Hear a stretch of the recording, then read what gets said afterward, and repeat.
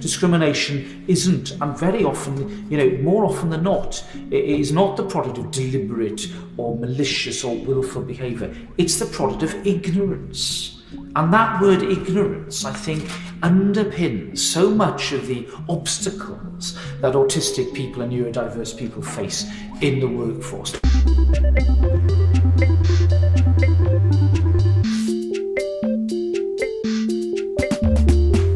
Hello and welcome to Working to Work episode 14, Working to Work, aka a neurodivergent journey through employment.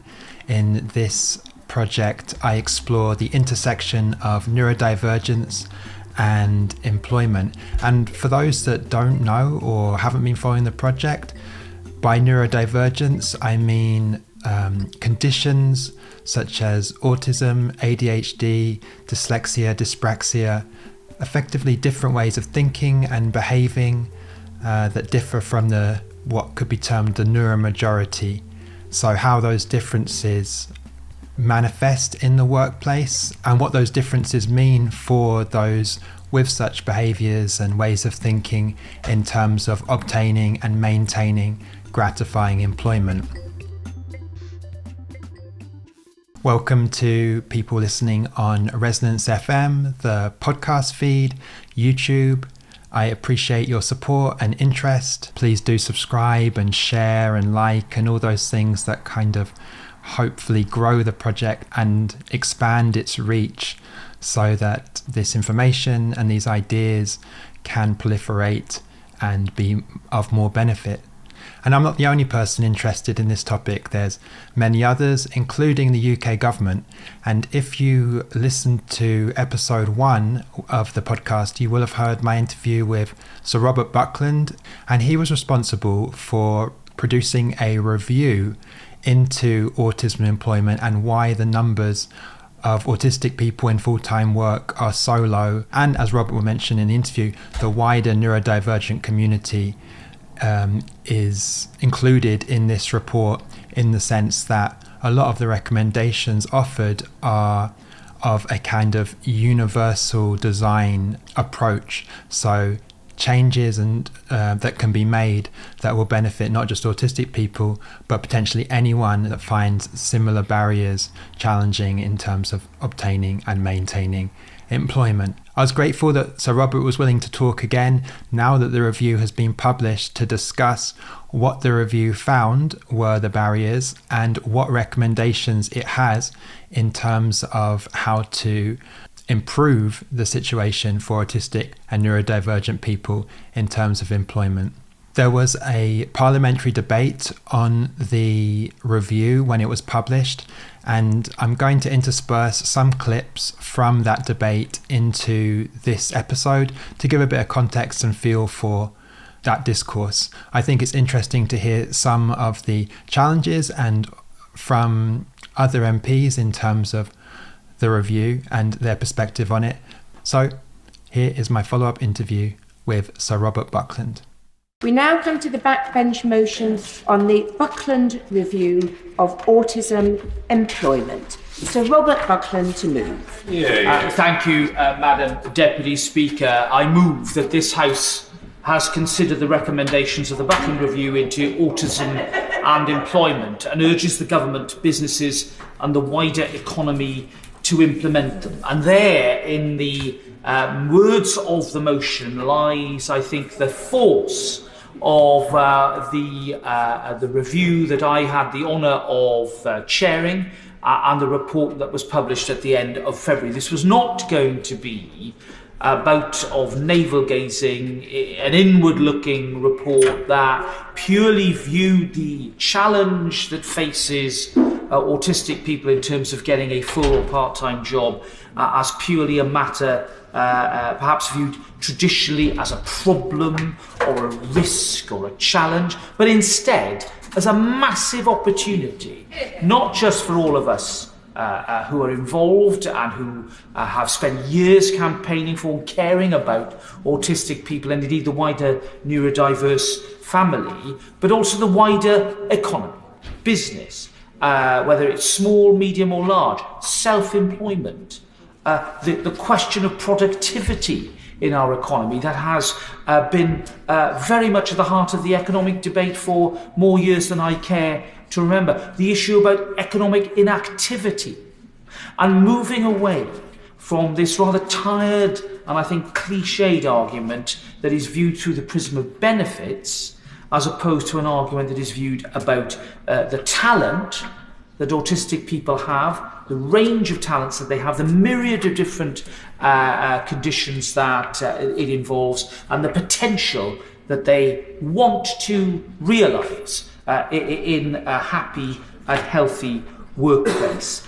Robert, thank you so much for taking the time to speak with me again. I think it's brilliant having started this series, speaking to you about the review into autistic employment, to end this season, to speak a bit about what the findings were and the recommendations. So yeah, really grateful for your time. For those that maybe don't know you, I wonder if you could briefly introduce yourself and your role in this report. Yeah, so my name is Sir Robert Buckland. I was, until the general election, an MP, and I've been an MP for 14 years and a former cabinet minister. Back in 2023, the government agreed for me to chair a review into autism and employment. And as a result of that, I worked with officials at the DWP, Department for Work and Pensions. But this was an independent review chaired by me, which took a lot of evidence from groups and individuals with lived experience of autism.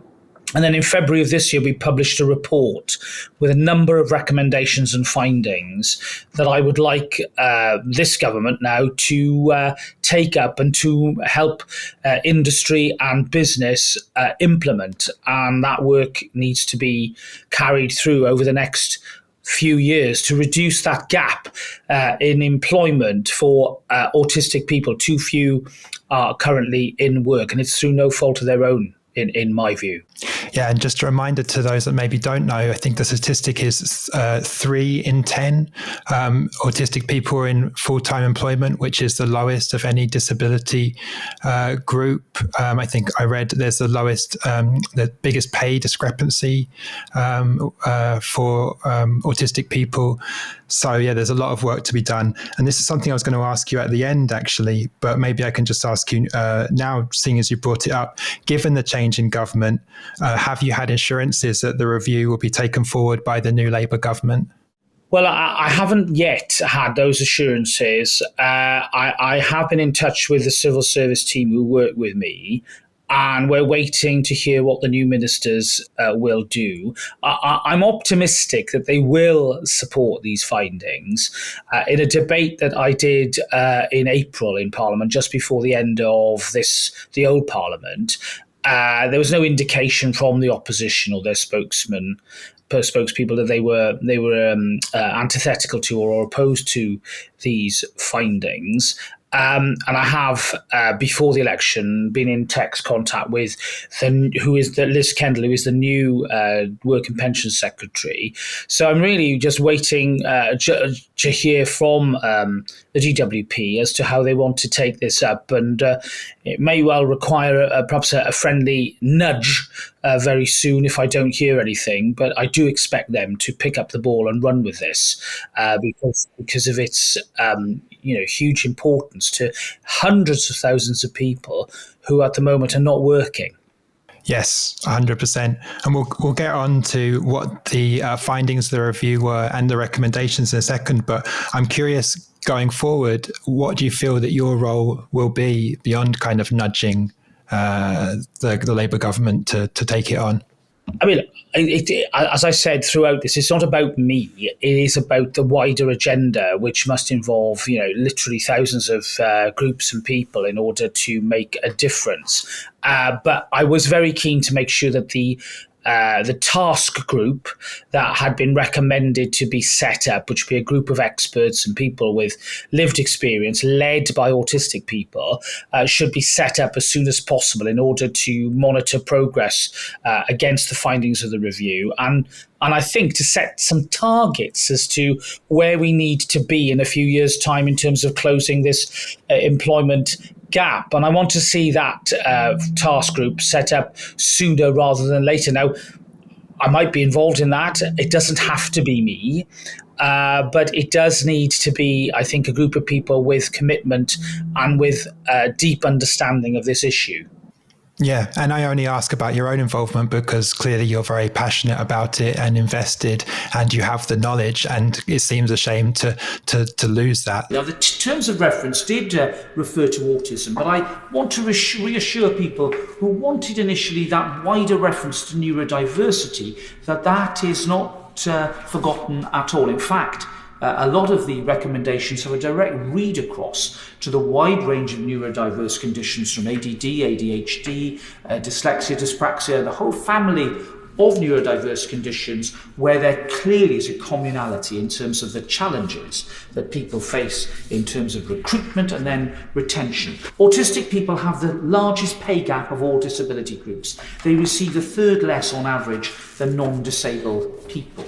And I'm afraid that is the experience as well of autistic graduates who experience the worst outcomes of all disability groups. They're the most likely to be overqualified for their job role. They're the most likely to be on 0 hours contracts or part-time. That leads to undermotivation. It leads to less pay. And of course, it leads to unhappiness and a lack of fulfillment.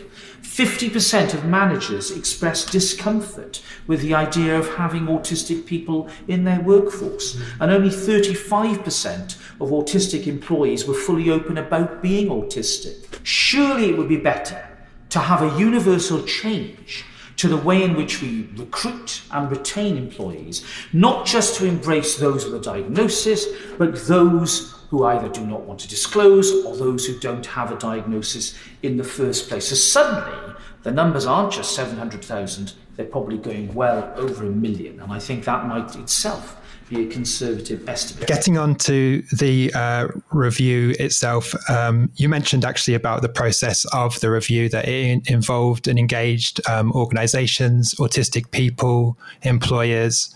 So what were the primary findings of the report that stood out to you? Well, I think the primary findings for me were, first of all, the importance of getting a national campaign going on not just reducing stigma, which of course has been a big issue for many years, but also about how we can tell good news stories about how businesses have embraced the agenda and have employed many autistic people very successfully, and how we spread that news. But more than that, I think we need something concrete, and which is why Austica's Neurodiversity Employers Index, which is, if you like, a guide for employers, an easy guide for them to learn better ways of interviewing and recruiting people and then retaining people, I think should be really where we centre our campaign, and spreading use of that index, and then seeing, measurement against the index, award ceremonies, all the sort of things we've seen in other walks of life, which have certainly helped not just promote the cause, but actually made a difference in terms of getting more people with those characteristics into the workplace. And I think that's what we need to be doing with autism. And I think also working with some of our larger national or multinational organisations to develop pilots of good practice. Again, that's all about the need to establish hard and fast examples that can then be shared. And I also think that when it comes to existing programs like Access to Work, they need to be speeded up. They're too slow at the moment, and we think that Disability Confident, that scheme where employers are encouraged to apply for that accreditation, again, that needs to be a deeper and more meaningful scheme rather than just lip service being paid to it. And I think that also working with those professional bodies that are responsible for things like recruitment agencies, getting into those recruitment agencies that, let's face it, are the place where lots of people are recruited to small and medium-sized enterprises, and through using those national bodies, getting that training embedded, getting that change of approach that is needed. Because ultimately, my view is this: I think when we, sit at an interview table and ask the question, are you autistic? That's the wrong question. What we should be doing is making sure we have a universal approach. That means that interview processes are just fairer and better for everyone. They shouldn't be memory tests. They shouldn't be endurance tests. They shouldn't be nerve-wracking enterprises. They should be genuine attempts to explore the potential of the applicant. And therefore, if firms and companies change their general approach to interviews, I think they'll inevitably embrace more autistic people, including a lot of people who perhaps don't have a diagnosis or don't even think of themselves as neurodiverse. And I think that universality is very much at the heart of the review, and something that I think we've really got to follow up on in the years ahead, lest we fall into the same old trap of trying to sort of identify the condition first rather than looking at the person who is, behind it all. And I think, that is the sort of approach that I'd like to see in the years ahead. Those programs that you talk about, expediting and refining, are important, I'm sure, but some of this in terms of like how an interview works, whether that's the best way to assess whether someone will be right at the job. These are kind of cultural things necessarily that maybe need a shift that kind of would apply to all employers. And I wonder kind of how that kind of public education would happen. Like, what's the process potentially to on a wider nationwide scope influence employers and to explain why this is maybe not the most effective way to assess whether someone's right for a role, and to explain that you're potentially missing out on great employees because you're not able to effectively assess whether they can do the job.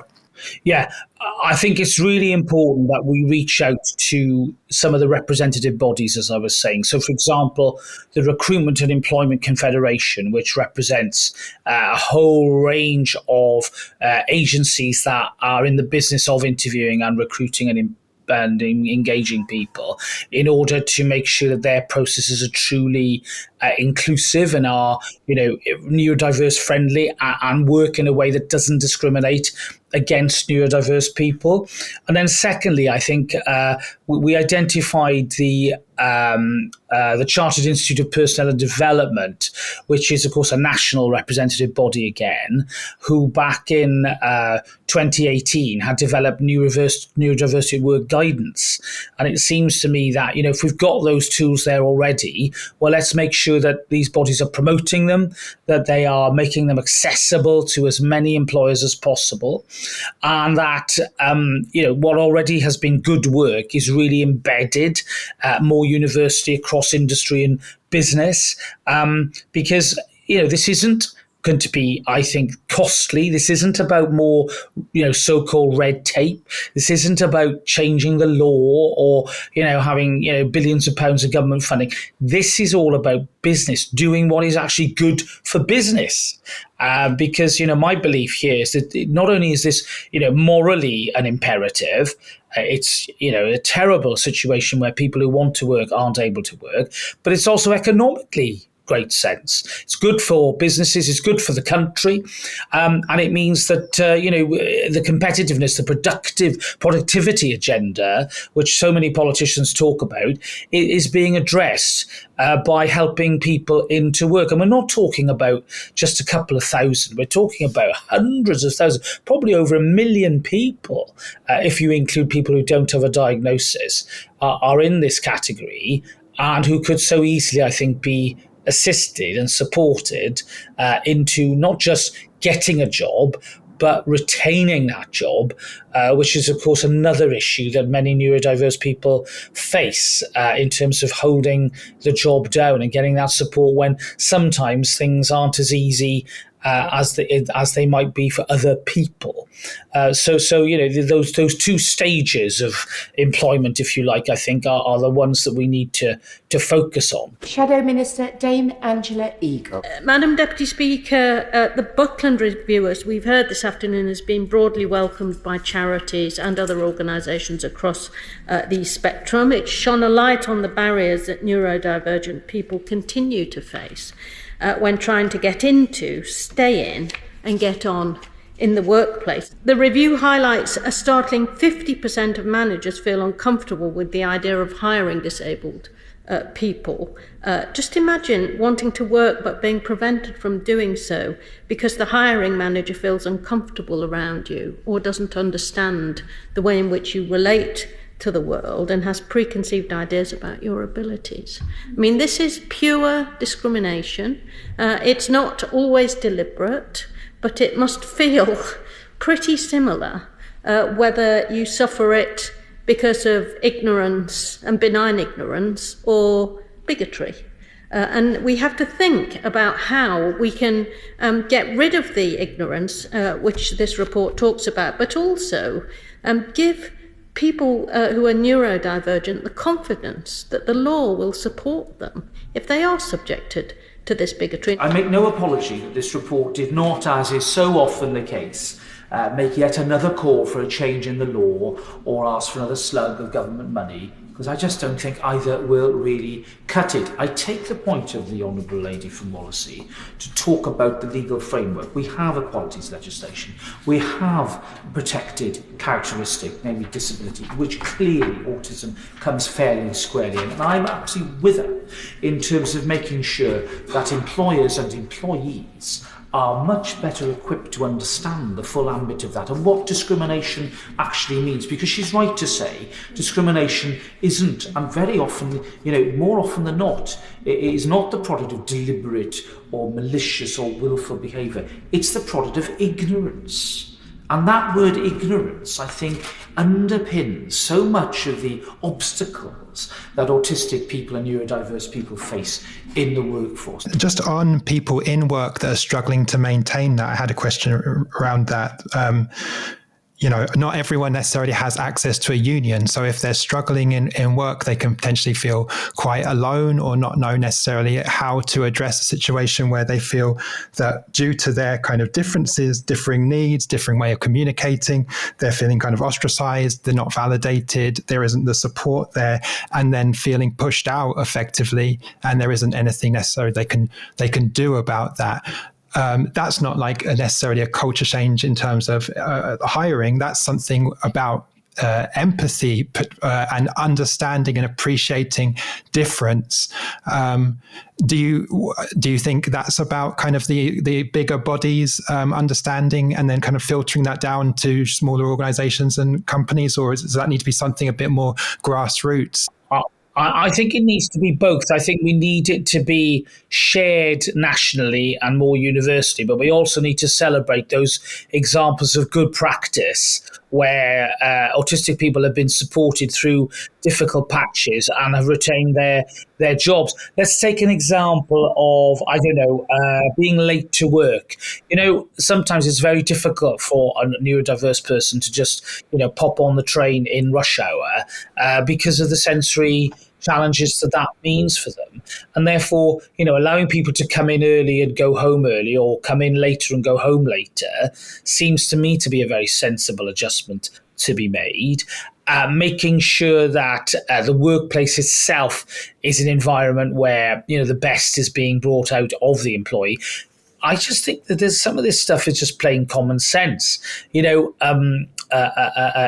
workplace that is too overcrowded, just too noisy, too big.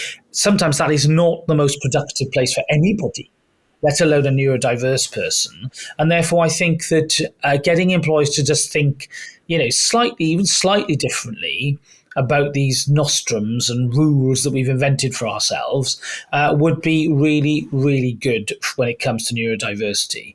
And the employers will find that very soon they're actually getting much more out of their employees and finding that the workplace is a better, happier, better adjusted and more productive environment. So, what's not to like about this is my argument. The question is, how do we get this in front of as many employers as possible, and how do we get them to just think a little bit differently in a way that is actually going to help and benefit their business? Yeah, and sometimes maybe it's not necessarily about sensory issues or those type of accommodations, but rather recognizing that someone behaving or communicating in a way different from how one would ideally like or is their norm isn't a bad thing. So, for instance, sometimes one may be perceived as being obtuse for continually asking questions to better understand what the task is, what they're looking to achieve. I think this is a relatively common in autistic people needing to have clarity about what they're doing to be able to achieve their best work. And pushing against something isn't being difficult. It's trying to understand so you can do the best work that you can possibly do. And I feel employers better understanding that and maybe reflecting back on themselves, like, is this clear enough? Have we thought this through enough to be able to offer a clear brief to this individual? Those are some kind of cultural changes, I think, in work that could better support autistic people and neurodivergent people at large to maintain employment. I think the thing that stood out for me is this was a sort of not like a mantra, but it was a repeated sort of observation from many businesses that once they got into the groove of understanding neurodiversity, their regret was that they hadn't done it earlier. The fact that there are so many organisations out there that are doing well, is great, but how then do we spread that information and news to often very busy companies and businesses that have got their heads down just trying to make sure that they can get through the working week and get through the month without loss, to in effect just raise their heads up a bit and just think more long term about the quality of their workforce.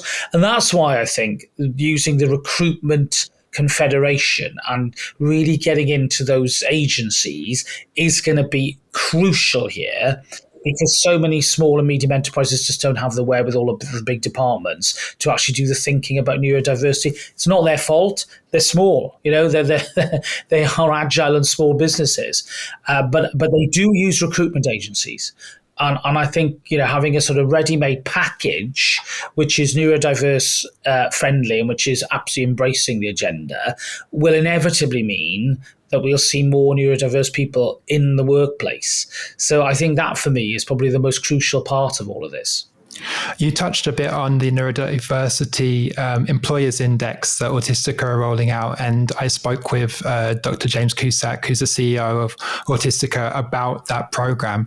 That kind of had a pilot, I think, last year, maybe like a soft launch this year. I wonder if you have any update on how that's going and kind of how that rollout works in practice. Yeah, well, certainly the last I'd heard was that they'd launched the index.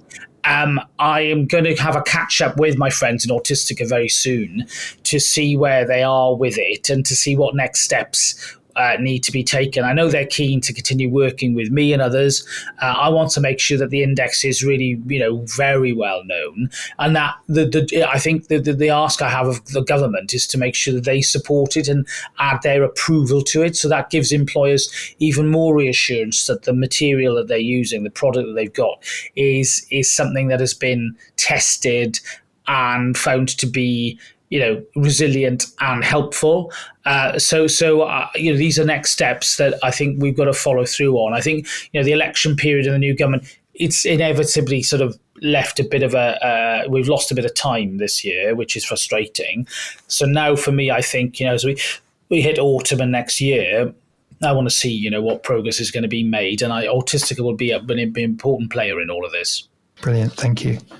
So just moving on to the recommendations, there was 19 recommendations in total.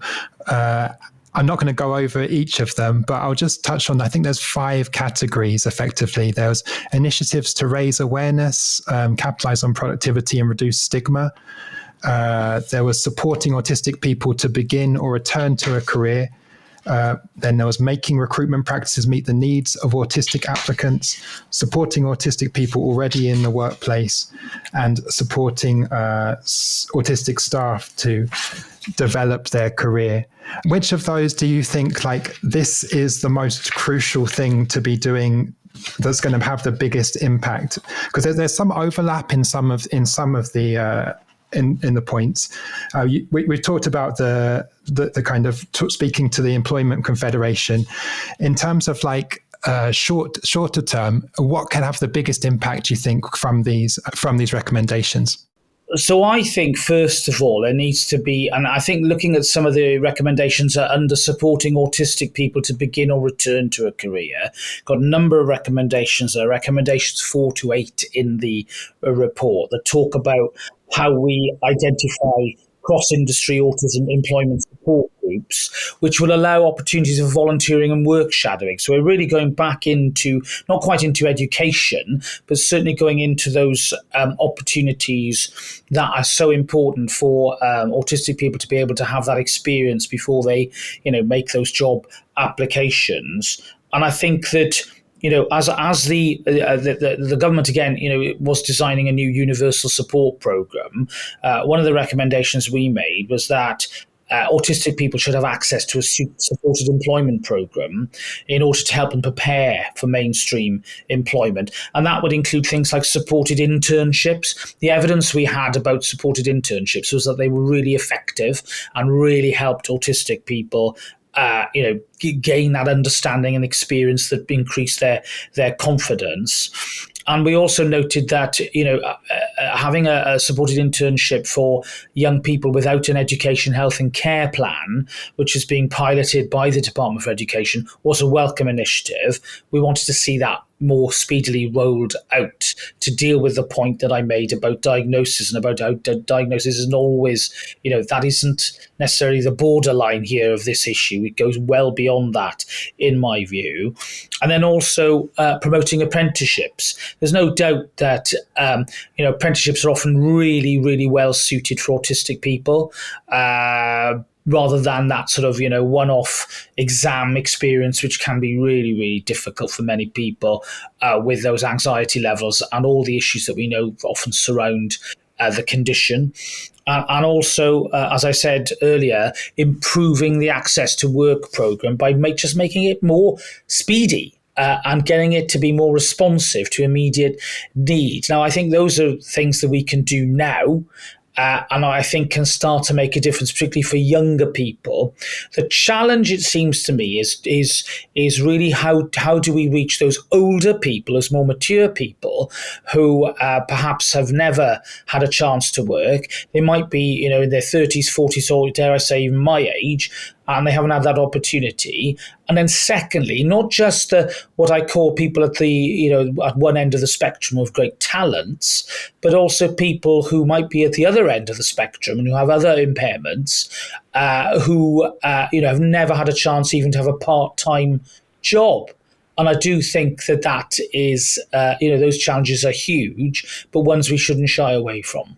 Yes, I totally agree. And actually, you touched on something in that answer that I was going to ask you about people in their 30s and 40s who perhaps it doesn't matter whether they've identified they're autistic or not late in life, but have actually had maybe perhaps some experience of work and have worked for a long time, but it's become challenging and actually they've burnt out to the point where they feel work isn't for them, which I don't think is necessarily the case. I think the conditions aren't necessarily right.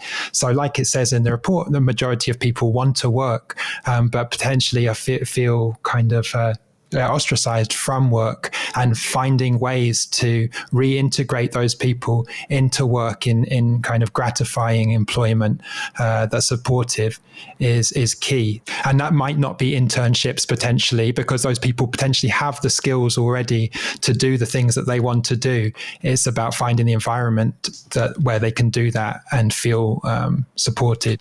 One of the things that stood out to me about the recommendations and the reporting as a whole was there wasn't that much there about freelancers and artists and entrepreneurs. And I've done 13 episodes since we last spoke, speaking with entrepreneurs, speaking with freelancers, often who have felt that they've had to go this route because kind of mainstream employment, working in an organization wasn't working for them.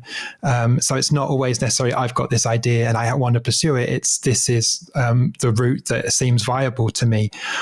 What do you think, if anything, can be done to support neurodivergent artists, freelancers, and entrepreneurs to thrive in work, because potentially they might need different things to neurotypical artists, freelancers. They might not have the kind of social skills that are necessary in the current zeitgeist to acquire opportunities, or they might not have financial support. I wonder if there's specific things that the review mentioned that I didn't recognize to support more independent workers. Yeah, I think that's a really fair point. There is in recommendation 13 a discussion about specifically self-employed people. And we think that we need to be identifying and promoting sources of information and support about becoming self-employed or setting up a community interest company or social enterprise. And I think working with the Access to Work team at the DWP in order to promote processes that can lead to self-employment seems to me to be really important. You're right to say that there isn't a one-size-fits-all solution to this. And for many autistic people, working alone, working for themselves is going to be the right way forward. We've just got to make sure the system is alive to that, and that there is the appropriate support and signposting that can then ensure that people can make that important first step along the way. Self-employment is inevitably a much more I wouldn't say lonely, but you are on your own, and it is you're left to your own devices very often with self-employment, and that's challenging for all of us. So there are drawbacks to it, I think, sometimes when people need particular support. But for many, many autistic people, it's going to be the right way forward. And as you say, I don't want to imply there's some sort of automatic choice here. Many autistic people feel that that's the only way they can work. Well, if that's the case, then let's make sure that they are supported into that, often very fulfilling lifestyle. And I know myself, having been self-employed for very many years, that although there are challenges with it, it can be very, very rewarding. And stimulating in the sense that you're doing it for yourself, and you are in control of the course that the business might take. So I think it's a very important aspect here of economic activity that we mustn't overlook. Yeah, one thought I just had as you were answering that was, I'm thinking about places like WeWork, these co-working spaces, they're quite expensive. So if you're a kind of a freelancer or someone starting out that is struggling to just kind of meet, basic needs and to create something, it can be cost prohibitive to access a space that maybe you feel, you're not necessarily working with those people, but you're around other people working. That could be an interesting initiative that maybe doesn't cost too much, some space where potentially people can be working quietly or working groups. That for me wouldn't necessarily cost too much, but libraries can't necessarily provide it, especially when they're stretched and doing other things like supporting young kids and stuff. That's not necessarily an environment that people can study in and work in. No, I think that's a really powerful point. And I look at my own experience in Swindon, my own constituency, where we have workspace in the converted railway works. That sort of environment would be ideal, I think, for startups. With autistic people at the heart of it, just a professional managed workspace that is calm, quiet, and a place where people go to work, I think is definitely the right thing. And the incubator concept, where businesses get support from groups and organisations that incubate. We have excellent examples of that in Swindon, for example. That could be a really good way for neurodiverse people to get into the world of work. That sort of support, I think, at the early stages is essential for all businesses, but particularly so if you've got a neurodiverse person at the heart of it. Yes, I didn't know that those already existed, and I'd love to see more of that. And I think just to combat loneliness as well, as you said, it can be quite isolating to be kind of working on your own or to be unemployed, to kind of know that there's a place that you can go to be kind of applying for jobs in a space where other people are working. If you're doing something different, that's okay. But just to be around others, to feel that forward momentum, I think can be a positive thing. Yeah, I entirely agree. Isolation is a tough for all of us, and particularly so, if you're neurodiverse. So yeah, it's just by being with people you can learn, and it's so important. We talked a little bit about the implementation of some of the recommendations, but just in practice, I wonder, so there's these 19 recommendations. Who is accountable for seeing that they're achieved and acted upon? Well, great point, which is why what I mentioned at the beginning, the task group that we recommended should be set up following this review, has to be the place where organisations and government and people are held accountable. The report is great, but if it's just left on the shelf to gather dust, it won't make any difference to the lives of the people we want to reach out to, which is why, completing the task by having the group in place to ask the right questions, to set the right targets, to really create that rolling sense of aspiration and achievement, I think is vital. And I very much hope, although I don't have a platform in Parliament now, I very much hope that there will be people there with a similar passion for autism who will want to hold debates and ask questions about progress against the review's recommendations, so that we can, in a couple of years' time, say, well, back in 24, only 3 out of 10 were employed. Now it's 2030, it's moved up to 4 out of 10. It's still too low, but at least we know that things are going in the right direction. And without that sense of, as you say, accountability and ownership, good intentions will remain no more than that. And we will rely very much on individual and company initiative rather than something more coordinated. So for me, the next stage is even more important than the stage we've just gone through. And that's why I very much hope the new government now will focus, will pick up the review recommendations and will help to see them implemented. Yeah, and from my understanding, you were the chair of a parliamentary group on autism, which presumably still exists as well. So there is still, I imagine, a group of people that are a bipartisan group, cross-party, that are passionate about this issue, and presumably will still kind of be pushing for these recommendations to be implemented. Yeah, I hope so. I don't know whether the all-party group has been reformed already. I mean, the Parliament is still fairly fresh. I hope that, the all-party group will come back together. I know that there are members of the House of Lords who will still be there who work with me, so there's continuity there. And in the Commons, we've got a lot of new MPs. I hope that some of them will pick up the cudgels and carry on the work. So I'm going to keep a close eye on that to see who's involved, and then we can lobby away and make sure that they're focusing on the review and the report and the vital significance of moving the dial on employment. Yeah, and in terms of moving the dial, maybe this is a question then for me to ask someone in this task force, but I wonder how we measure the success of actions taken in terms of the recommendations. Perhaps that's something in a year's time, but I would assume that it would be helpful to have a metric in mind prior to beginning of what you want to try and achieve, and how they will measure that. Yeah, and this came out very much in the parliamentary debate. Sir Stephen Timms. I very much welcome this report and the opportunity to debate it today, and the way that it's highlighted very important issues, but laudable aspirations in this area, with delivery delayed for years, are just not enough. We need, I think, an ambitious target to increase the rate of employment amongst people with autism and amongst other disabled people as well. And we need worked up plans and timescales to deliver them.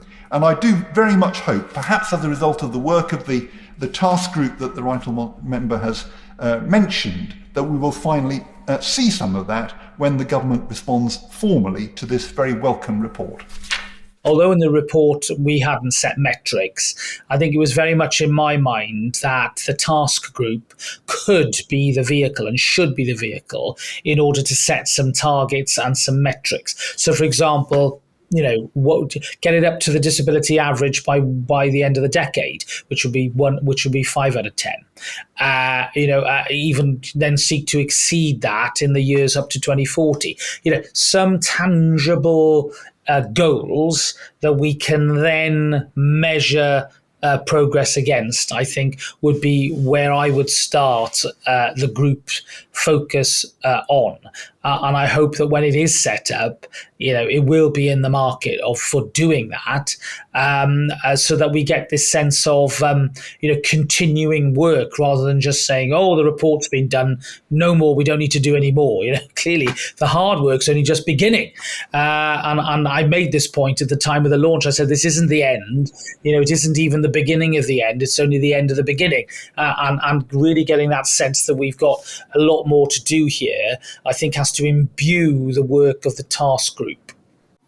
Yes, 100%. The review is not the end. And we spoke about this in September, that effectively a lot of the findings in the review were things that you and I, and imagine many people, would already be able to say, this is what we believe is not going right. Here are some statistics. It's about kind of having that evidenced effectively and then acting on recommendations.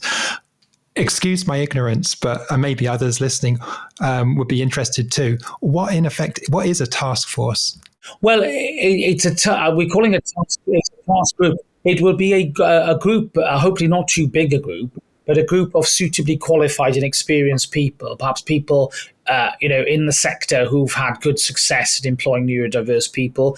Neurodiverse people themselves need to be in the group as well. And that group should meet, I think, fairly regularly. It doesn't need to meet in person all the time. It should meet online as well. That's obviously a convenient way of doing things. And that it really has a set of tasks before it.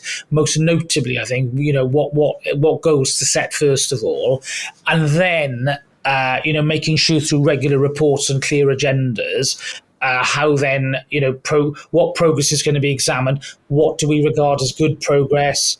Hearing perhaps from some organisations and groups that are either making progress or struggling, and then giving advice and independent advice to government and indeed to the wider sector about how better to, meet these targets. So I envisage that once the group is set up, it can sort of embed itself down, make contact with those representative professional organisations I talked about, and really, start to sort of spread its sort of influence into industry and business. To make sure that people are aware, of this agenda, how important it is, and then how progress can be measured.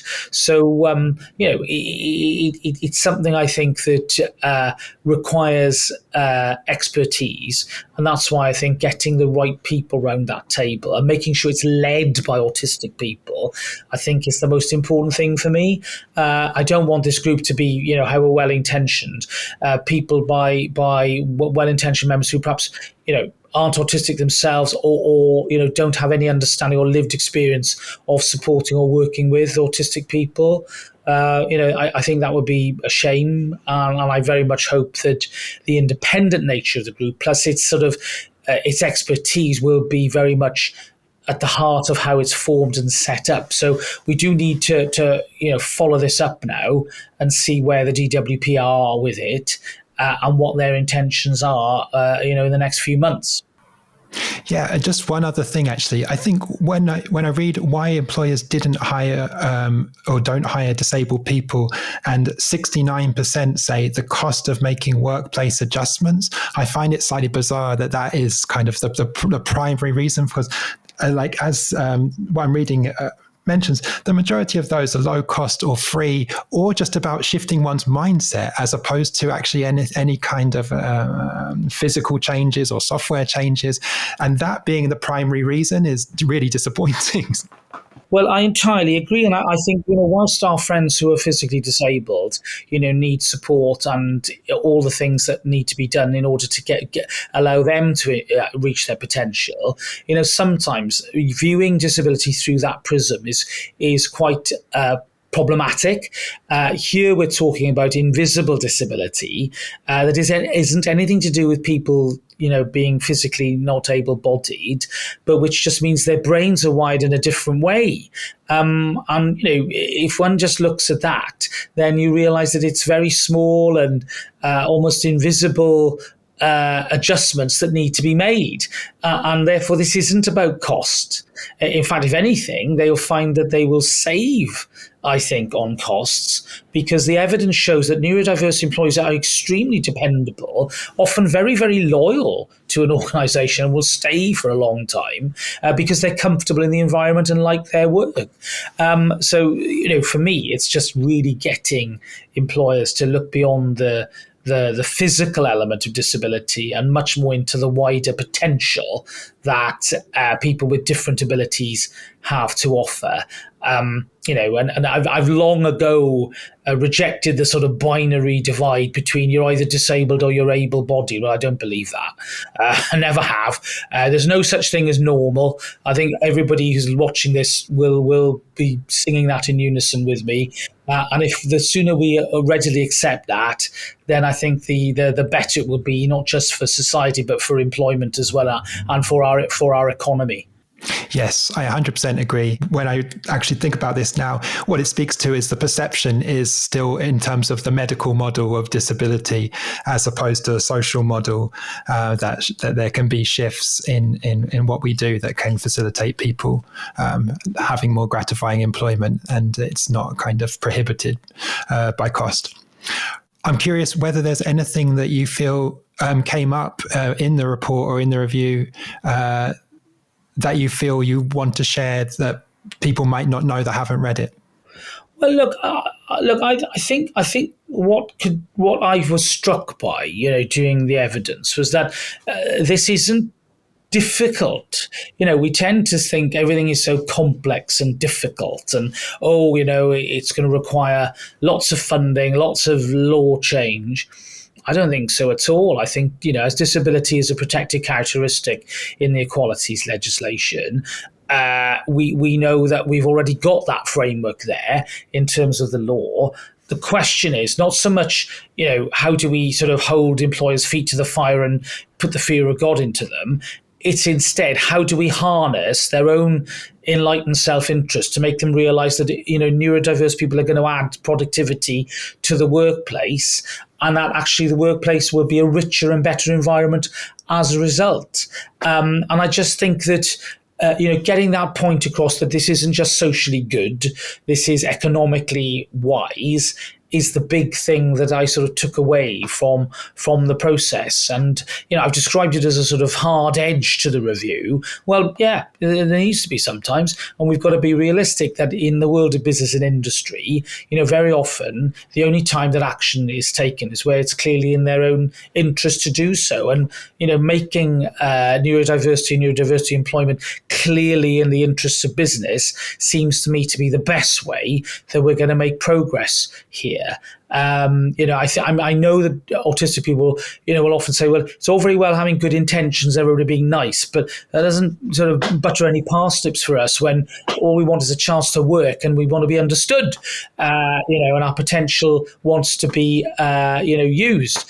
And I just think, taking that approach, sort of practical, no-nonsense approach to these things, is ultimately much better for the people that we are seeking to support. And I think, let's not forget that as we move ahead and try and close this gap, which is still unacceptably wide. Robert, thank you so much. I appreciate your time and I appreciate the work that you've been doing. And I wish you the best, whatever you do going forward. And I hope you're involved in this still, because you're clearly very passionate about it. Thanks, Sam. Lovely to see you again, and all the best to everybody.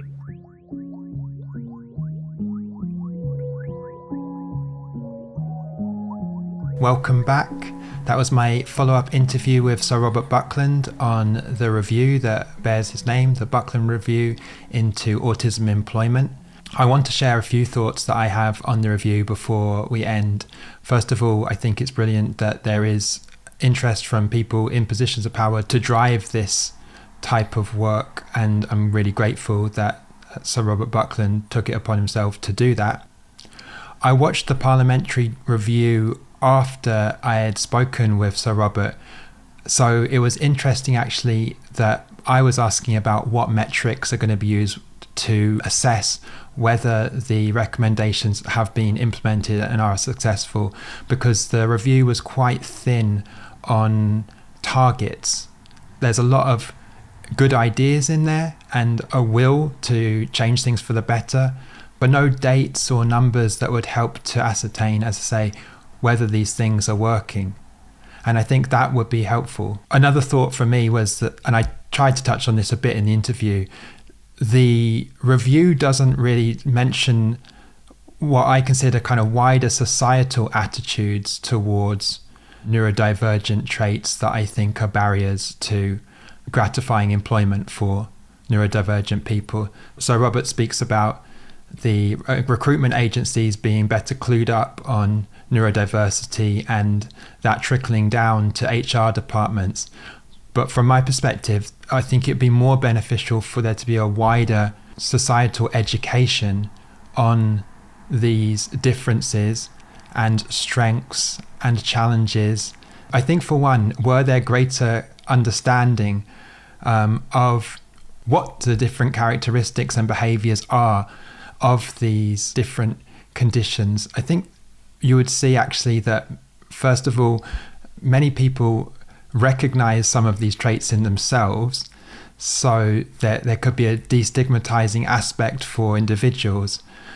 But perhaps those that don't recognize those attributes, those characteristics in themselves, were they to better understand why people are doing the things that they do, again, that could develop empathy and understanding that in a way is equally as important as some of the kind of structural and working practices that are tweaked.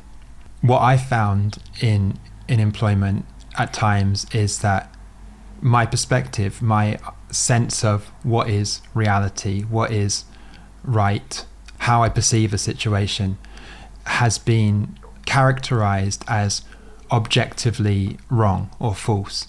And that's not that necessarily the case. And as I've mentioned before, I think that is challenging for an individual, because one can lose a sense of trust in their own perception of reality if they're told that what they did, what they said, how they behaved wasn't right. And when that's being affirmed by the majority, it's challenging. It was interesting in the debate, one of the politicians, I think, mentioned job carving or job tailoring, and the report doesn't mention these type of practices to my knowledge.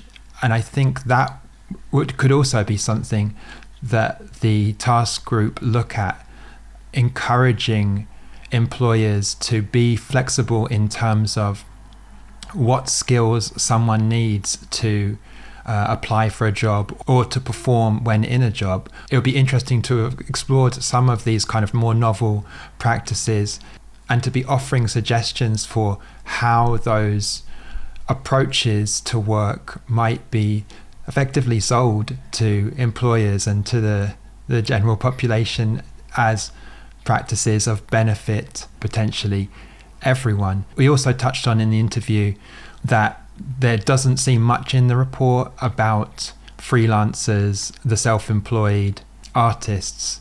It's very much a report focused on companies and kind of more traditional routes of employment. And I'd love to see a greater emphasis on freelancing and how to support artists that maybe find it more challenging to realize their ambitions due to navigating structures that don't necessarily align with their strengths or sensibilities.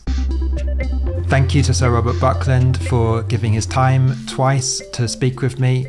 Please do share, like, all those things, and till next time, take care.